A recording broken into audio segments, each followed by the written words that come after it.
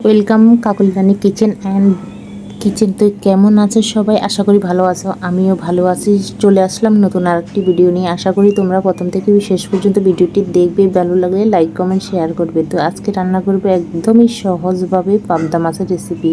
পাবদা মাছ খুবই ভালোভাবে কিন্তু ধুয়ে পরিষ্কার করে নিলাম। এখন দিয়ে দিলাম লবণ, পরিমাণ মতন হলুদ, একটু সামান্য মরিচের গুঁড়া দিয়ে ওদের গায়ে হলুদ করে নেব।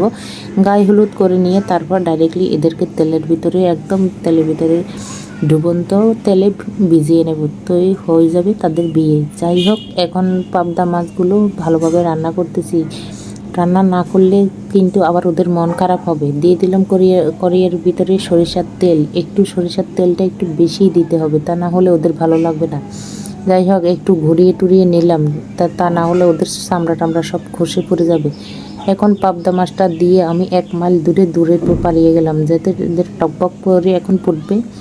ওদের ফোটার অবস্থা দেখে আমি নিজেই একদম হতাশ হয়ে গেলাম। তো উপরে কোনো রকমের চাকনি টাকনি দিয়ে এখন বাকিগুলো দিয়ে ভেজে নিতেছি।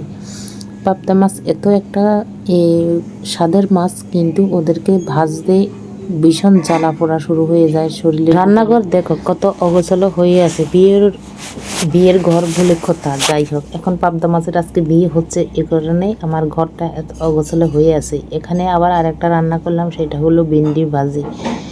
আর এখানে সজনে ডাঁটা টমেটো একটা পাতলা গরমের রেসিপি শেয়ার করলাম, কিন্তু ফেসবুকে।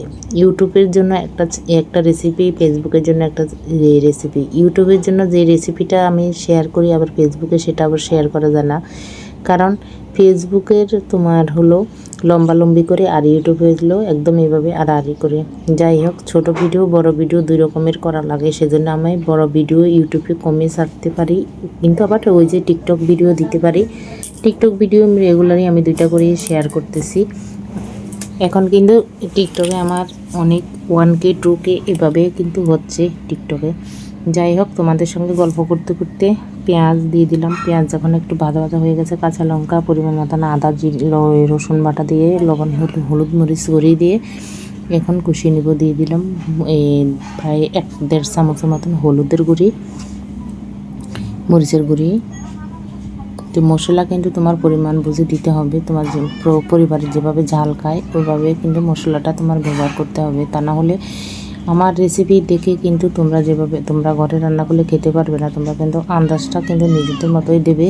যাই হোক, এখানে আজকে কিন্তু আমি ঝাল করেই পাবদা মাছটা রান্না করতেছি, সে কারণে কাঁচা লঙ্কা, গুঁড়ো লঙ্কা সবটাই দিয়ে দিলাম।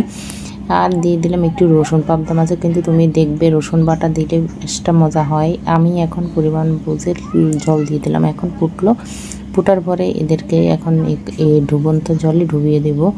যাই হোক, ওদের কিন্তু সব কিছু হয়ে গেছে, গায়ে হলুদ, বিয়ে সব। তো আমার পাবদা মাছের বিয়ের রেসিপি তোমাদের কেমন লাগলো অবশ্যই কমেন্টের মাধ্যমে জানিয়ে দেবে।